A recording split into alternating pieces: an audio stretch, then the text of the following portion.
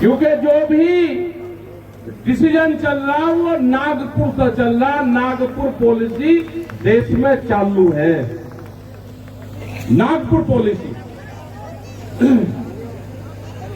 वहां से ही चल रहा है। आदेश दे दिए कि 13 दिन हो गए जी, हम का 13 दिन हो गए। आन के बताओ, मुख्यमंत्री कह रहे कि बिजली फ्री देंगे किसान को, बिजली विभाग कह रहा के पीएससी बुलाएंगे। हमने कहा कि ना, मिलिट्री बुलाओ, मिलिट्री लगाओ इस पे। बिजली की जो भी घोषणा होगी 2027 में अपने घोषणा पत्र में देगा। उससे पहले बिजली का मीटर 12 पे नहीं लगेगा।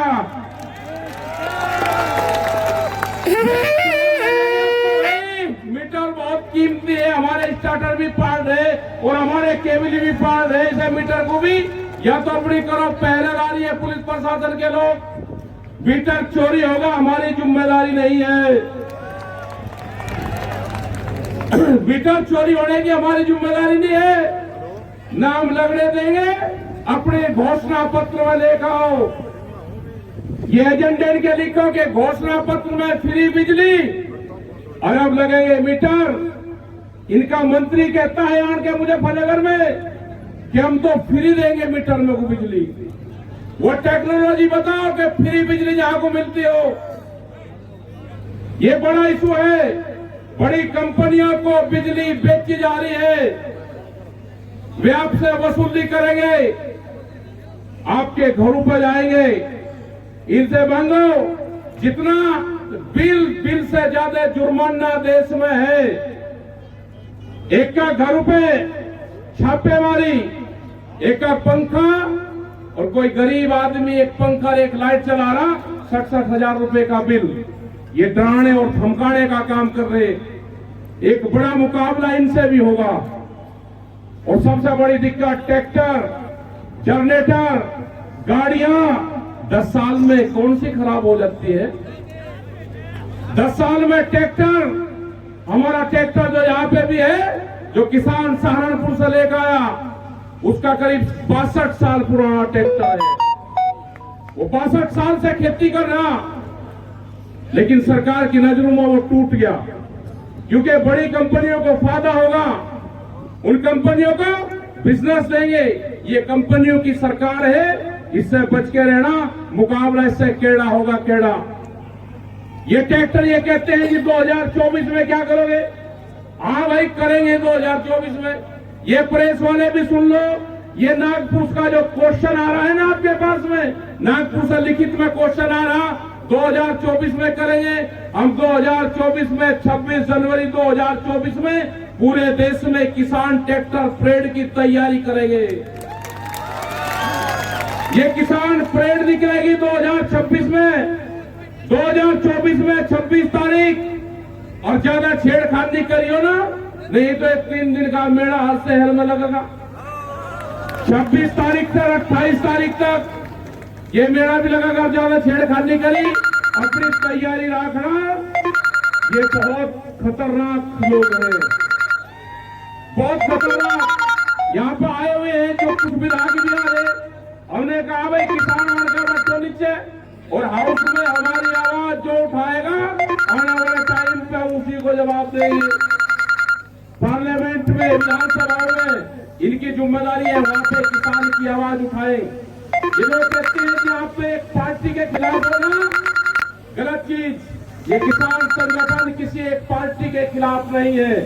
अगर हमारा बिहार के किसान पे लाठीचार्ज हुआ तो वहां पे भी गए, तो वहां के लोग कह रहे जी बीजेपी के लोग आपके साथ में। हमारा छत्तीसगढ़ में आंदोलन चल रहा, वहां पे इनकी सरकार नहीं है, किसी और की सरकार है। वहां पे करीब 13-14 महीने से आंदोलन चल रहा। इन्हें कहा जी आप वहां पे बीजेपी सरकार सपोर्ट कर रही। हमने कहा कि ना, हमको कोई सपोर्ट नहीं कर रहा। जहां पे भी सरकारें किसानों के खिलाफ गलत फैसले लेगी, हम वहां पे जाएंगे। चौधरी युद्धवीर सिंह जी ने आपको बताया, हम अभी इसी महीने में करीब 7-8 स्टेट में प्रोग्राम इसी महीने में है। जाइए, पूरा देश आपकी तरफ देख रहा है, पूरा देश की नजर यहाँ पे है। यहाँ पे प्रशासनिक अधिकारी आ रहे, मीटर का स्पष्टीकरण दो, वाहनों का स्पष्टीकरण दो, गन्ना भुगतान पे क्या इशू है, गन्ने के रेट पे क्या इशू है, आवारा पशु पे क्या है, इशू बहुत है। अगर आपका आंदोलन कमजोर होगा तो ये आपको कमजोर करने का काम करेंगे। और सबसे ज्यादा नजरें, जो सबसे ज्यादा खतरनाक स्थिति है, आपकी जमीन छीनने का प्लान है। ये सरकार और एलआईयू के लोग होंगे। मैं आपको बता देना चाहता हूं कि आपकी जमीन कैसे छीनी जाएगी। अगर हमारे एग्रीकल्चर में कुछ लोग बैनामा करवाते हैं हाईवे की जमीन का, और जो अंदर रास्ता जा रहा है, ध्यान से सुन लेना, किसानों को पता है, ये अंदर जो हमारी चक्रोड है वो 7.5 फीट की है। वो जब दीवार खींचता है बराबर में, तो 14 इंची की सीमेंटेड दीवार खींचता है वो, और सीमेंटेड दीवार वो खींच के रास्ता बंद करता है। फिर बराबर का भी वो खेत लेगा और उसमें भी दीवार खींचने का काम करेगा।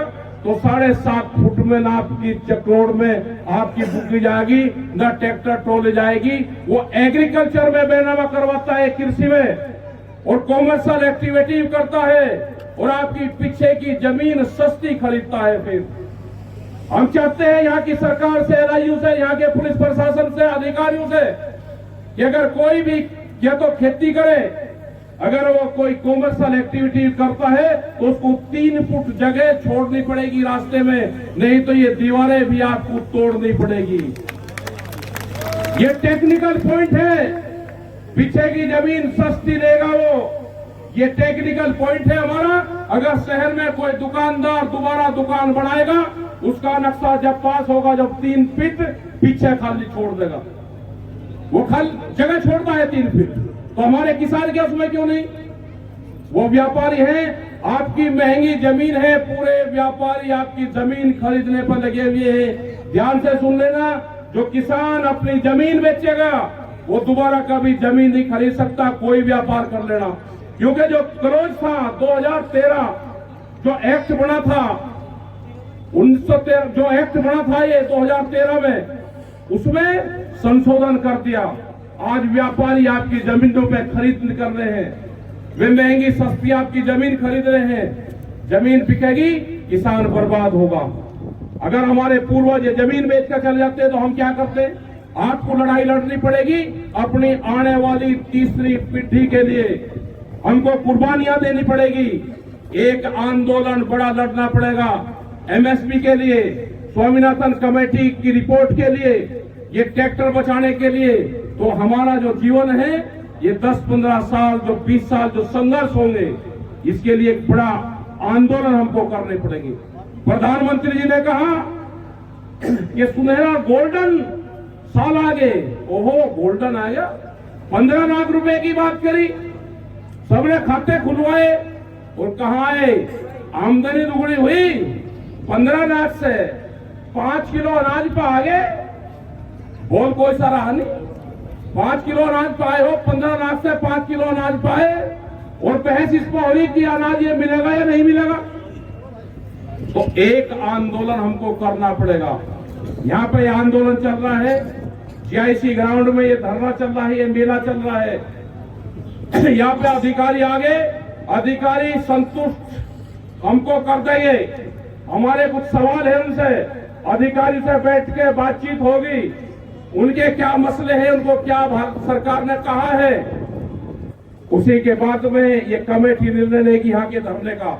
नहीं तो ये धरना बादस्तूर जारी रहेगा।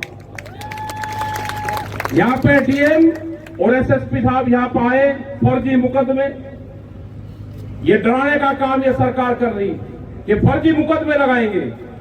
जो भी विभाग मुकदमे लगाएगा, जुर्माना लगाएगा, उसी विभाग को भुगतना पड़ेगा। जैसे हरियाणा का गन्ना आता था, तो हमने कहा कि भाई हरियाणा का गन्ना यहाँ पर आ रहा है, इसको छेड़ना नहीं। अगर कोई विभाग इसको छेड़ेगा तो उसी को भुगतना पड़ेगा। तो किसी ने नहीं छेड़ा था, लेकिन उनके किसानों का भुगतान हुआ पिछले 5 साल से, उत्तराखंड में डालना था। यहाँ पे भी गन्ना भुगतान की भी बड़ी समस्या है। कुछ संगठन आए, वो एक केस को कोर्ट में लेके गए, गन्ना भुगतान और गन्ना रेट को, उसी से ही किसान बर्बाद हुआ। क्योंकि ये किसान अपनी लड़ाई लड़ता था गन्ना रेट की, भाव के बढ़ाने की, लेकिन हुआ क्या? हुआ ये कि कोर्ट में चले गए कि भुगतान पे आ गए, रेट बढ़ाने की बात भूल गए कि भुगतान दे दो। प्रधानमंत्री जी कह रहे कि डिजिटल कर दिया हमने कहा कि गन्ने को भी कर दो डिजिटल, गन्ने का डिजिटल भुगतान आएगा 1 साल में, हम तेल खरीदेंगे, सब्जी खरीदेंगे। ये बच्चों ज्ञान प्राप्त हो गया होगा, बिल्कुल सब लोग ध्यान रखें सब चीजों का। अभी अधिकारियों से बातचीत करते रहेंगे, नहीं तो ये जो फाइटर विमान हमारे लगे हुए हैं ना, ये जहां पे भी लग जाएंगे जाके, ये ट्रैक्टर भी इस पर फाइटर विमान लिखो, इस पर ट्रैक्टर पे यही काम करेगा। आज के बाद में इसमें निशान बना के फाइटर विमान, इसने जिसने भी जहां के भी युद्ध लड़े, दिल्ली 2021 की 26 जनवरी में इस युद्ध में शामिल हुए, जोन से ट्रैक्टर हुए, ईमानदार से लिख लेना, उसको कोई नहीं रोकनेगा, वो टूटने का ही नहीं। जिस पे लिख लोगे टूटेगा नहीं वो, क्योंकि एंटीक है पूरा पीस, वो एंटीक। तो ये सब आपका आंदोलन बड़ा है। एसकेएम की हमारे लीडर पूरे देश में मीटिंगें कर रहे हैं, हमारी सब जगह जा रहे हैं, और एसकेएम पे पूरे देश को विश्वास है। हम कश्मीर में गए, वहां के सेब के किसानों की दिक्कत, उन्होंने कहा जी एसकेएम लड़ाई लड़ने 1500 से 2000 करोड़ रुपए का सीधा उनको नुकसान दिया है इन्होंने, अडानी ने। उनके ट्रक रुकवाए वहां पे, और 18 दिन तक ट्रक भरे करे रहे सेब के किसान के, और उनको सीधा 1500 से 2000 करोड़ का नुकसान हुआ।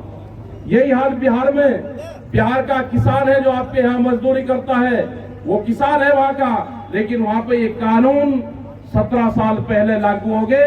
वहां पे मंडियां बंद है बिल्कुल, वहां का व्यापारी गांव में जाता है, किसान की फसल खरीदता है सस्ते रेट में, अपनी गाड़ी, अपनी तराजू, अपना भाव लेकर जाता है, और पैसे कब देगा वो भी नहीं उनको पता। उन्हें सब ने बिहार छोड़ दिया। यही हालात उत्तर प्रदेश इन स्टेटों के होंगे, लेकिन उससे पहले जागरण हो गया, सब लोग जागे, देश में एसकेएम बन गया। उसमें विश्वास रखो।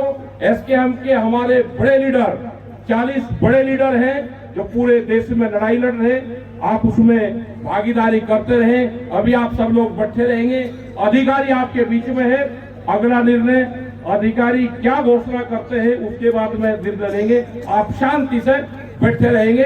यहाँ पे डीएम और एसएसपी साहब आगे होंगे, आगे उनसे एक बार बात कर लेते हैं, वे क्या कहते हैं। सब लोग बैठे रहेंगे, हल्ला किसी को नहीं। और नहीं मिलिट्री देंगे, मिलिट्री पीएससी क्या, मिलिट्री जानी चाह, बैठे रहो का हिसाब यही होगा, सब बैठे रहो। भाई हमने ये कहा है कि किसी को मीटर लगवाना, एक और देश को शौक है भी मीटर लगवाने का, ऐसा नहीं है कि सारे किसानों में नहीं कर रहे। जिसको शौक है भाई वो शौक से लगवाओ, जिसको नहीं लगवाना उसका नहीं लगेगा।